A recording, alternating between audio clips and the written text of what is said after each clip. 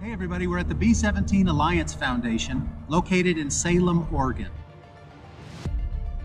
The B-17 Alliance Foundation is restoring a B-17G bomber. And the story of how they got that bomber is just as interesting as how they're putting it back together. Welcome to the Bunker Boys Show.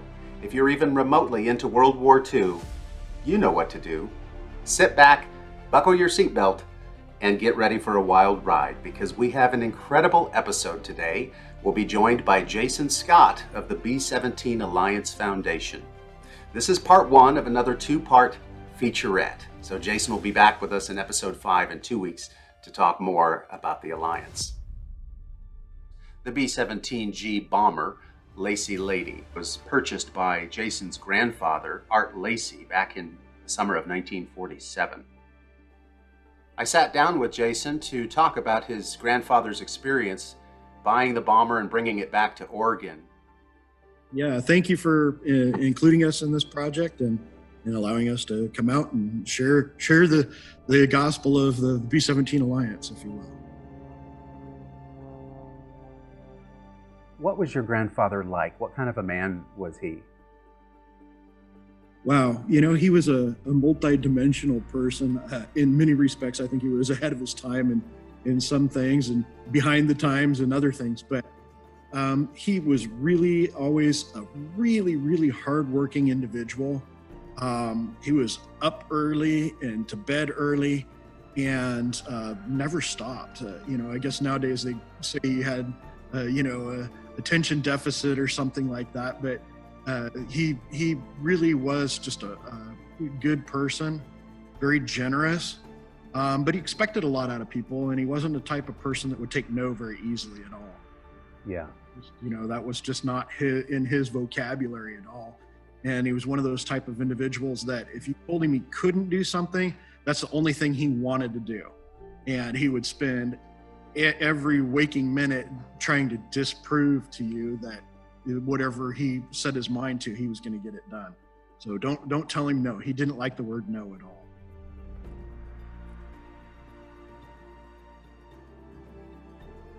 So now the idea for getting a B-17 plane and putting it on top of a gas station, how did that start, Jason? I mean, did he have some sort of connection to the war? Was he interested in the war, or did he just think that was a cool idea?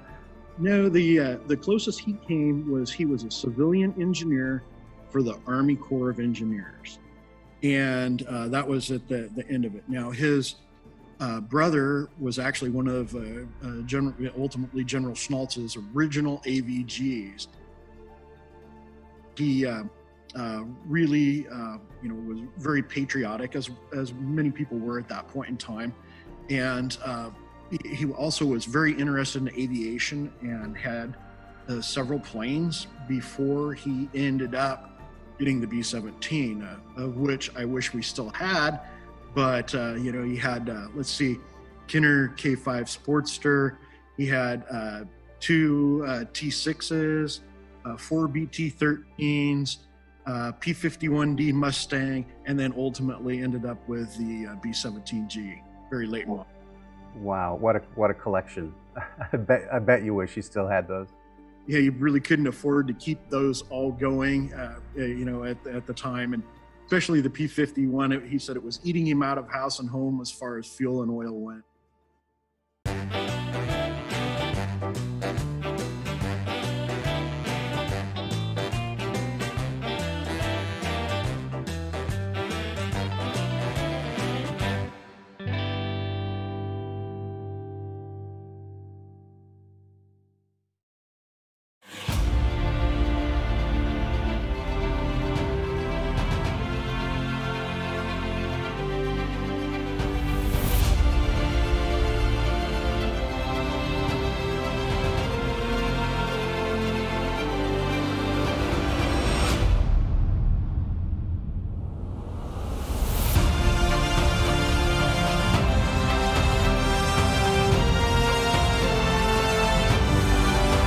Meet the World War II experts who work on the battlefield.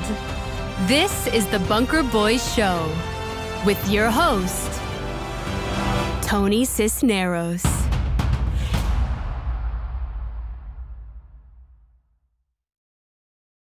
did the gas station come before the plane, or did the plane come before the gas station, or did they come at the same time? How did the whole idea happen? The whole concept was that my grandfather had already been in the oil business at the time, and he had 2 gas stations here in the Portland metro area. And the whole concept of getting the airplane in the first place came about because he decided he wanted to end up with a more permanent station and a location that was at the top of a hill heading out of town, because of the people were starting to travel at that point in time. And so he'd been told that if you bought a property on the right-hand side at the top of a hill heading out of town, that it would be a natural place for people to be able to pull in and get off of the main, you wanted to be on a main arterial of some type. So he and his uncle started looking for properties out in the area, and he had identified a general location that he thought would be pretty good. And anyway, the whole concept of getting the plane developed. He'd been kind of thinking about what could he use as a roadside attraction that would be significant and that would, you know, attract people to come to his destination location. So he was at his birthday party, and it was held over in Vancouver, Washington, with some friends that were all in the oil and gas business. And they were all playing poker and having a few adult beverages and whatnot. And one thing led to another, and my grandfather tossed out his idea. Basic concept was, hey, I've been thinking about going and getting a World War II bomber. I can use it as not only a roadside attraction, but I can use it as a canopy over the top of my gas station. And because it rains here in Oregon a lot, he figured he kind of killed 2 birds with 1 stone by having that as a kind of a semi-canopy over the station, so you wouldn't get rain on top of you quite as much. And also people would have this roadside oddity to come and take a look at. And so one of the guys that was there said, oh, there's no way in heck you're going to be able to do that, Art. It's just not going to happen. And there again, that was the no that came up there. And my grandfather said, well, I'll bet you I can do it. And so they said, okay, how much? And the guy said $5. So my grandfather said, okay, you're on. There at the party also happened to be a fellow that was a pinball king in the Portland metro area at the time. And pinball at that point in time was much like our video poker. It paid off if you hit certain points and whatever kind of deal. So the guy had tons of cash available to him, and he had a lot of cash on him at all times. So my grandfather had turned to him and said, Bob, do you have any money on you? I need to borrow some money. And he said, well, how much do you need, Art? And my grandfather said, $15,000. And he says, oh, hell yes, Art, I got it right here. He had $15,000 cash on him, and he let my grandfather borrow that money in a chance to go and for a chance to go and get this airplane and to help hopefully develop a gas station. Well, one thing led to another, and my grandfather called home from this birthday party to my grandmother and said, I am going to Oklahoma. They tell me that's where all these airplanes are at, and I'm going to go and buy an airplane, and I'm not going to be home for a while. He literally went out to Swan Island because that's where the airport was at that point in time, bought a plane ticket, and went to Oklahoma City.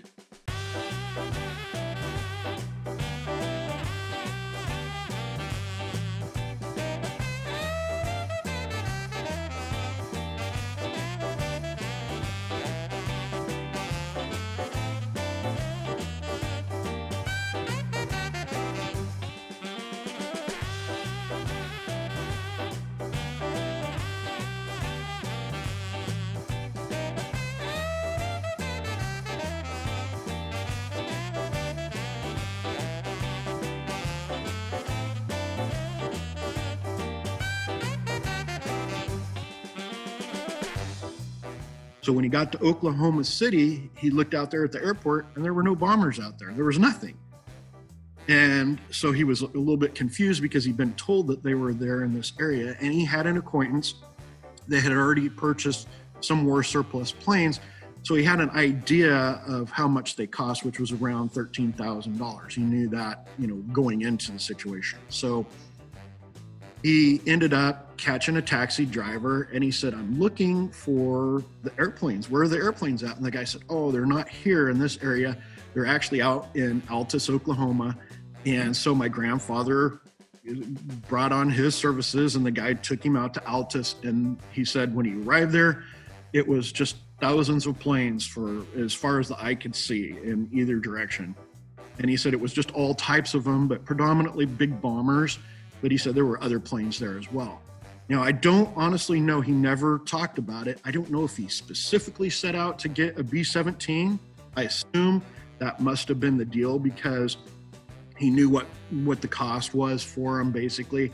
Now, he went into the War Assets Administration, and at that time, because the war was wrapping up and it was over, at the airfield there, it was just a skeleton crew that was there maintaining. There was a group of people that were there, and they were charged with scrapping the planes, chopping them up, because they needed the resources more than they needed the planes. And a basic token group of military that were part of the General Assets Administration, kind of a secretarial staff and that. And then they had a group of young farm boys that were in the area that were trying to make a few extra bucks, kind of nowadays we call a side gig or whatever kind of deal. And they were a fire crew. And so they were supposed to make sure that nothing burned up and, that things were kind of secure. And I don't know, to what capacity they did other things there. But anyway, he befriended them there, went and said, they said, here's a B-17 you can have. And it was a true surplus combat veteran plane that had returned to the States. And so they had done all kinds of stuff and got it ready to go. Now, he was a pilot, but he'd never flown anything larger than a single engine plane during that period of time.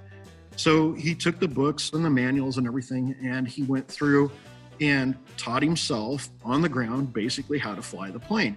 And he said at first when he started out, he'd reach over here and he'd pull this lever or flip this toggle switch or throw this pump switch or whatever, and he'd look over to this side and gosh darn it, it's squirting out fuel over here. And he'd go over here and he had it all messed up. So anyway, after a couple of weeks of, going through these motions, he was able to teach himself to get the plane up and functioning and running.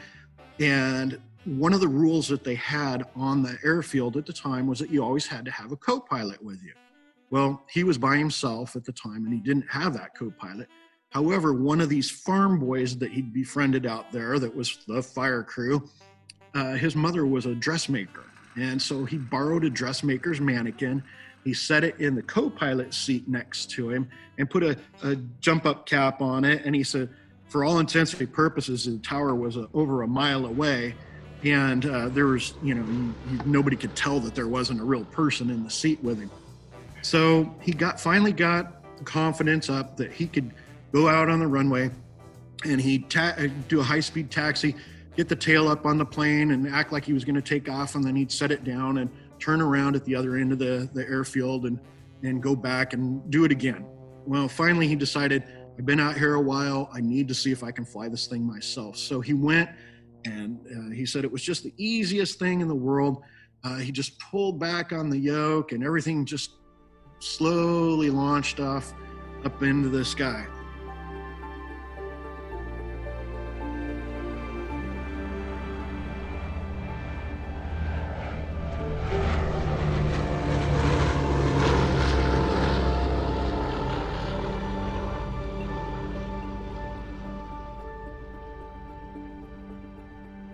And so he went out and flew around for a period of time and everything was going really well. And he was all excited because he thought, well, what the heck, there's no problem here. I'm going to be able to head out here in the next day or two and make it back to Oregon. Well, that's about when he decided, okay, I'm not going to push my luck or anything. I've been out here about a half hour, 40 minutes. And I'm just going to, come back in. Don't want to push my luck. And I know I can fly it now. Everything's going to be good. Well, as soon as he was coming in on final, he goes to throw the gear to come down, and there's no landing gear. Oh no. So he decided, well, maybe he wasn't going to quite land right then. So he went back out, circled out back around over the territory, and he said he was trying to dive the plane to get the gear to maybe come down and lock. And that was one of the things that when he was unpickling the plane that he didn't think anything about, was trying to do a gear swing and see if that landing gear was fully operational. Well, it obviously wasn't. So he decided, finally, I can't stay out here any longer, and I don't have that huge amount of fuel on board, so I better come in. I'm going to have to belly land the plane, and we'll just see what happens.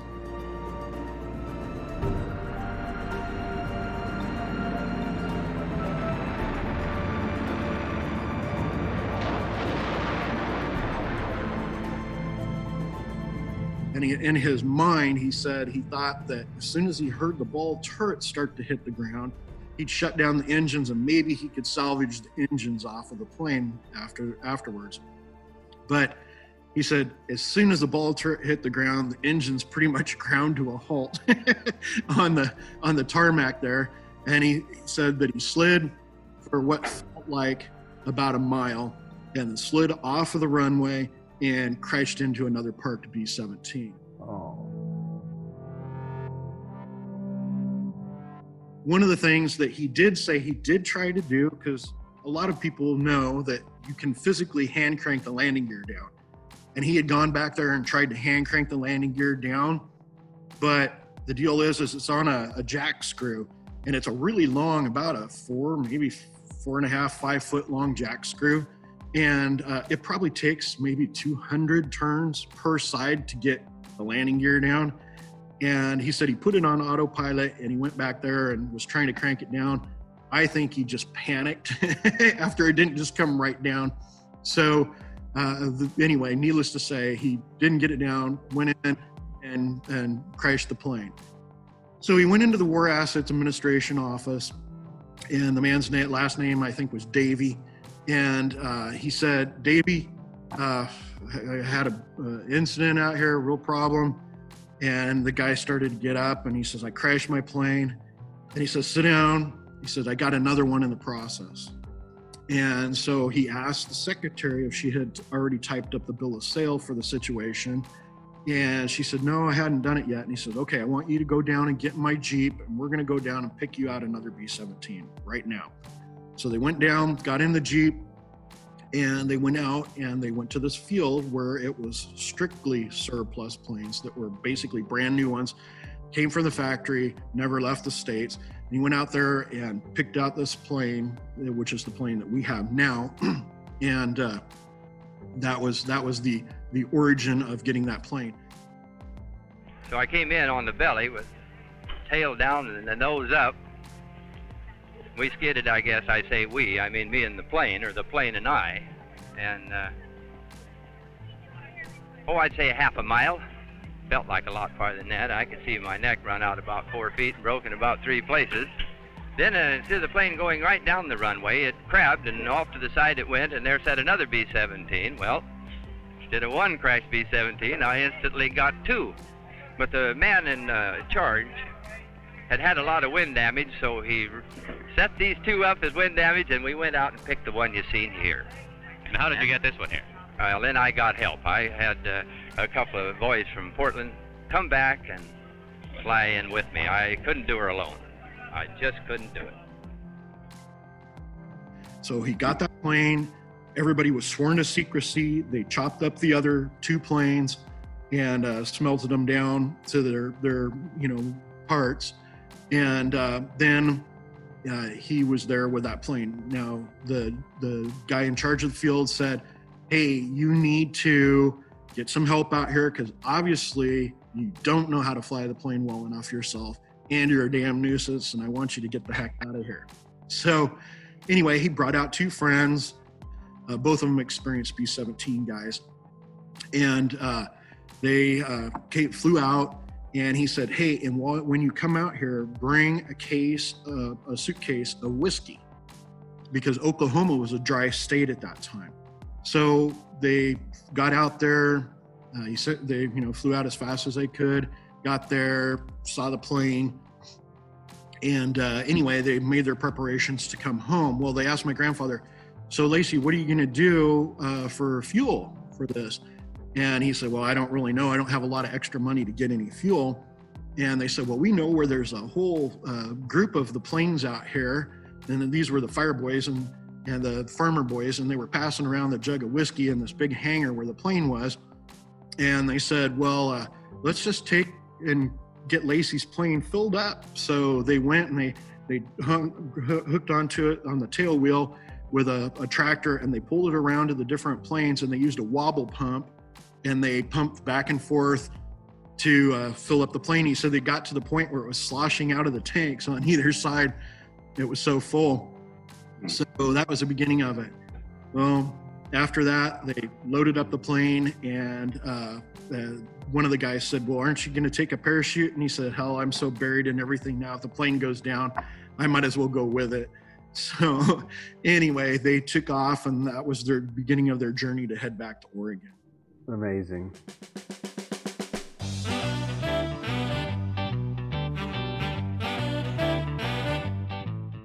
The journey coming home is a really, really, it's crazy. It's the stuff of movies are made of. They did IFR, I Follow Roads and Railroads. They ended up going down to Palm Springs, and I don't know why they chose that route, but I think it was something that was familiar to all of them. And my grandfather wrote a rubber check to fuel up the plane. And the funny part is that a group of our volunteers not too long ago here, I guess about last year, found that actual receipt for I want to say it was like $500 or something like that to fuel up that plane there in Palm Springs. So we have the receipt now. Anyway, that was kind of fun, but he called my grandmother at home and he said, go make a deposit in the bank because I had to write a rubber check to get fuel for the plane to bring it home.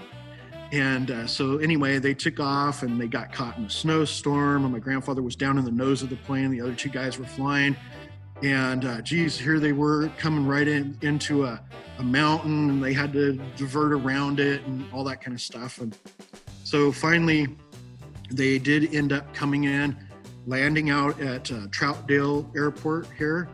And they're coming in on final, and out of nowhere, a guy turns out onto the runway coming the opposite direction in a Taylor craft.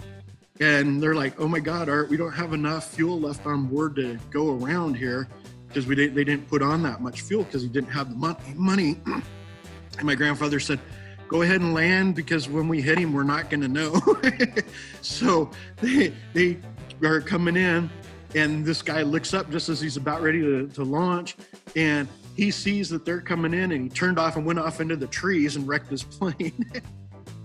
They came in and landed, and that was the beginning of that, or the end of that portion of it, and the beginning of trying to get the plane transferred out here to Milwaukee. Now, he had already picked out the site, he had leased the property. And now the challenge was getting the plane disassembled enough to be able to bring it out to the Milwaukee site. They loaded the plane onto 4 different trucks, and then they had plotted a whole route out to this Milwaukee area that they could get it. Now, the problem that he had, which was a similar one that I occurred, was that the wingspan at the narrowest part of it with a fully basically assembled wing is 23 feet. At that point in time, bridges weren't nearly as high. There was a lot of interference and things, so they had to be really careful about their route. He tried to get permits to move it. However, the problem was that because of that 23 feet, he couldn't get the permits to move it out there. And so there was a big scuttlebutt over that, and he couldn't get those darn permits and everything. So they just decided to do it themselves, regardless of the permits. So he hired a couple of funeral procession police cops on motorcycles, and they went out and dressed up in their outfits, and they buzzed ahead of the whole convoy. The trucks all went. He told everybody, don't stop for anything, just keep going. And then he hired a bunch of local teenagers here from the Milwaukee area and said, okay, here's the deal. If looks like we're gonna get pulled over or anything, you guys just take off, peel out, burn rubber any direction you can, get the police to chase you, and I'll pay for all your tickets. If you get any tickets at all, I'll pay for all of them. That time, you know, it was a lot less serious deal. Yeah. Then he went in the very last car, and his intent was, if somebody was going to pull him over and stop it, he was going to race up there and crash into him with the car, cause a commotion, and then that way they could just still continue. He said, just don't stop for anything, no matter what you see happening, just keep going. And so that's what they did. And they went all the way through. They really didn't have much of a problem. They did have one area where they had an electric street bus, kind of like the Portland streetcar now, that was coming down, and he was kind of in their way. So he ended up pulling up onto a sidewalk off to one side so that they could get by with the convoy. And that was really the only incident, other than just the PGE crews would come through, disconnect the wire, they'd drive through, and then they hook everything back up. And that was how they got the plane out here to the Milwaukee location. When he got here, they started unloading things as fast as they possibly could, because they figured that way, you know, what are they going to do about it? Everything's already here, and you can't take it back.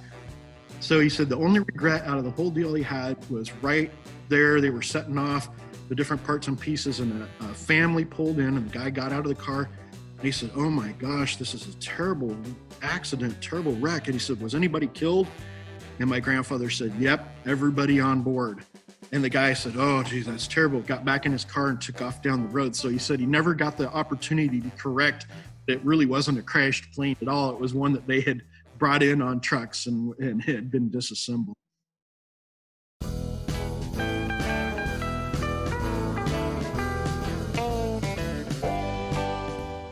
Jason, what was it like growing up with basically the coolest gas station in America being in your backyard? I mean, when you were a kid there, what was that like, in the 60s at that gas station? At first it was a little bit of a slow start because the location that they were at was way out in the country as far as everybody was concerned. And in order to try and make ends meet a little bit better, they would go and split cordwood and deliver it to people's houses, because a lot of people heated their homes with cordwood and all that kind of stuff. So it started out a little bit slow, but not too long after that, things started to really snowball and started to develop. And, people were allowed to tour through the inside of the plane, and the plane was completely and fully equipped. Norden bomb sight, machine guns, everything on the plane.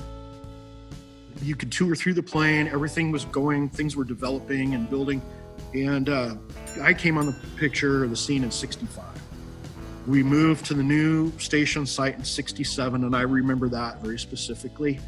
When we opened that station, cars literally were lined up all the way down the street, down past the Elks Lodge, all the way to Park Avenue, especially during the 70s with the gas crunch that was going on.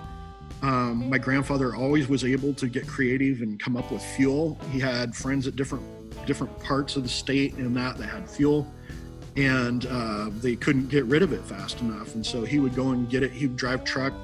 And that was one of the big things that made the company, was he bought his own fuel transport. So we didn't have to pay to have fuel hauled in. It saved, a few cents on a gallon. And I can remember everybody in our family always had to work. There was no slacking off. My grandparents always made work fun. And my grandmother, because I was 5 at the time, they took me and they put a wooden peach crate down, and each island had till box for, you making change and all that kind of stuff for the fuel. And so my grandmother was a school teacher. My grandfather made her get out of the profession, not because she wasn't good at it. She was very good at it.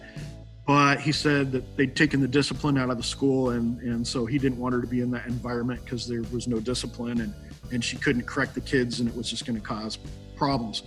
So they just focused on the gas station at that time. So being the school teacher that she was, set me on this wood peach crate because they didn't want me to get run over by a car that didn't see me. And she taught me how to make change. And so I started making change. Well, for me, it was fun because I had a task and I was good at it. And then It kept me safe. My dad's off developing his dental practice, so I got to be with my grandparents, and that's where all the action was. Everything was happening there. It was a very busy and fun place to be there. And I worked for cheeseburgers and root beer floats, so it was a great incentive for me. I learned something, and my grandparents liked it because I never had sticky fingers. I didn't care what the money was. It meant nothing to me as a little kid. And so, the tills were always right on the button, Plus, I got to ride with my grandfather in the truck, the fuel transport truck, and picking up fuel and all that kind of stuff, or with the drivers. We had a home heating oil business at the time. And so, I've just got to do lots of different things. And it was really quite something, it was a lot of fun. I think, I thought I read somewhere that at some point you guys' station was the highest grossing gas station in America. Is that true? Yeah, we pumped upwards of 6 million gallons a year, which is a lot. Now, there's some stations that do way more than that now, but times have changed. But it was the largest single unit filling station in the world with over 6 million gallons in annual sales. The biggest competition we had at that time was Little America out in the heading out through Wyoming and that kind of stuff. And they had 2 units at that point in time. I don't know how many they have now, but everything went along just swimmingly well for many, many years. But my grandfather was a true rebel against the oil companies, the branded oil companies. And he would do all kinds of things, like on Friday after, 4 o'clock, he'd drop the price for the weekend and significantly just to, drive up sales and gain loyalty and all this kind of stuff. And we didn't, have a branded station. It started out as a Texaco station, but my grandfather got into a big fight with them over it. And so he ended up just becoming a true independent. And finally, the nail in the coffin was that we were going to have to do about a $500,000 to $600,000 upgrade on the station, even though we'd already done it. And a really dear friend of mine that has a fueling station was able to sell at the pump for 9 cents a gallon less than we were paying on the quote wholesale spot market. And so it just wasn't going to continue to be a viable business. Yeah. And we got out of the fueling industry.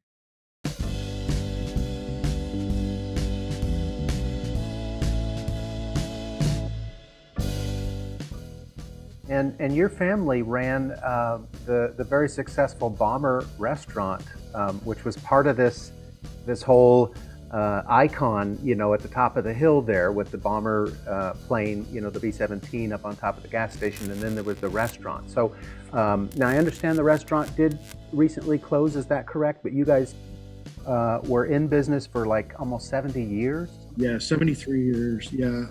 COVID took us out. The choice of go broke fast or go broke slow. Yeah. And so we'd hoped to continue on with the catering business, which was a significant portion of the business. But even if we wanted to restart right now at this point in time, we wouldn't have the staff to be able to start it. Yeah. And the COVID restrictions, we really did the right thing, not because it's what we liked or wanted to do. It just killed the business. Yeah. I'm sorry to hear that it's closed, but I know that the spirit of the Bomber and the spirit of Art Lacey in that B-17 lives on in your alliance, your foundation.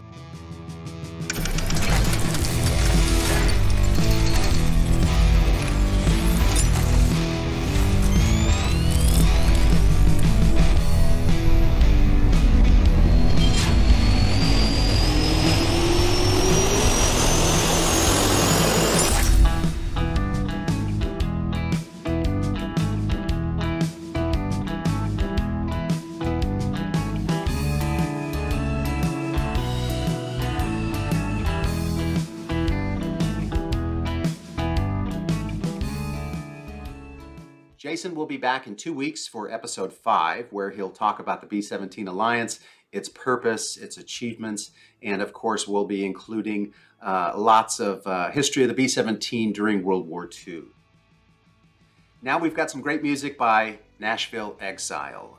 Again, let me just say how grateful I am to this amazing group of musicians who, even against all these odds with what's going on in the world today, the loss of the arts in so many places, these guys keep hitting it. They keep creating this amazing, amazing music. And so just please reach out to Nashville Exile, show them some love. They are an incredible group of musicians, and today they're joined by Nick Aaron, who, if you remember, he had a song with them back in season 1, and Nick played Popeye Wynn in Band of Brothers, an incredible actor, all-around musician, artist, and so they're doing a classic song today. So here is Nashville Exile.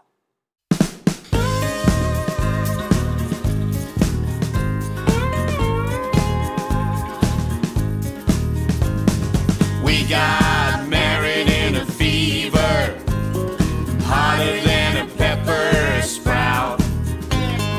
We've been talking about Jackson ever since the fire went out. I'm going to Jackson, I'm gonna mess around. Yeah, I'm going to Jackson. Look out, Jackson town. Well, go on down to Jackson. Go ahead and wreck your health. Go play your hand, you be talking man, and make a big fool of yourself. Yeah, go to Jackson. Go comb your hair. Honey, I'm gonna snowball Jackson. See if I can. When I breeze into that city, people gonna stoop and bow, and all them women gonna make me teach them what they don't know how. I'm Yeah, I'm going to Jackson. You turn the loose of my coat, 'cause I'm going to Jackson. Goodbye, that's all she wrote.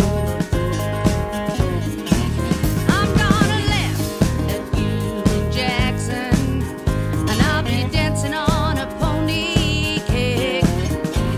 They'll lead you round town like a scalded ham with your tail tucked between your legs. Yeah, go to Jackson, you big talking man. Yeah, I'm going to Jackson, behind my J-Pan fan.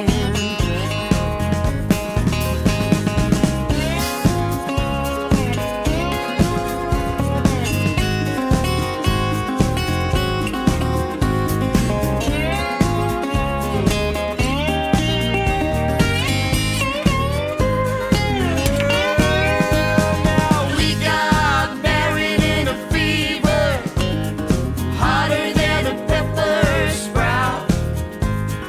We've been talking about Jackson ever since the fire went out. I'm going to Jackson,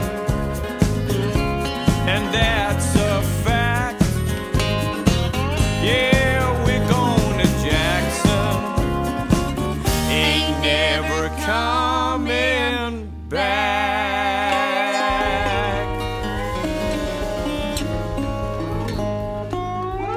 Yeah. All right. You guys rocked it again. Incredible, incredible music. Thank you so much. Keep it coming. NashvilleExile.com is their website. You can also visit them on Facebook. Go to facebook.com/Nashville Exile. And let them know you're watching. Let them know that you appreciate their creativity in the music. That's it, everybody. That's our show for today. Join us in 2 weeks for episode 5, where Jason Scott will return and talk about the B-17 Alliance. Send us your war stories, everybody. We're still waiting for a few more of those stories to come in before we start our segment, The Bunker Boys Show, Your War Stories. Hit us up at Twitter, twitter.com/Bunker Boys Show. You can find us on Facebook at facebook.com/WW2 Bunker Boys. Of course, our website is bunkerboys.com. And we're on Instagram at instagram.com/World War II Tours with the number 2. Thank you for your support here on Patreon, everybody. We appreciate it. We'll see you in 2 weeks. America, I salute you.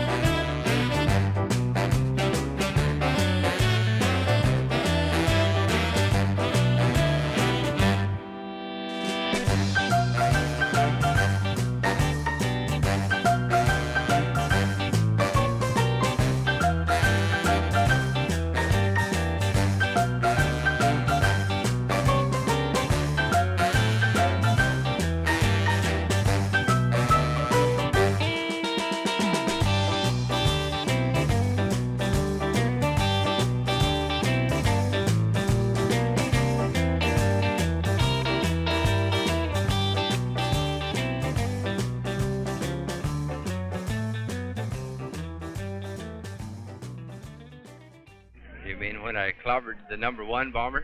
That's the one.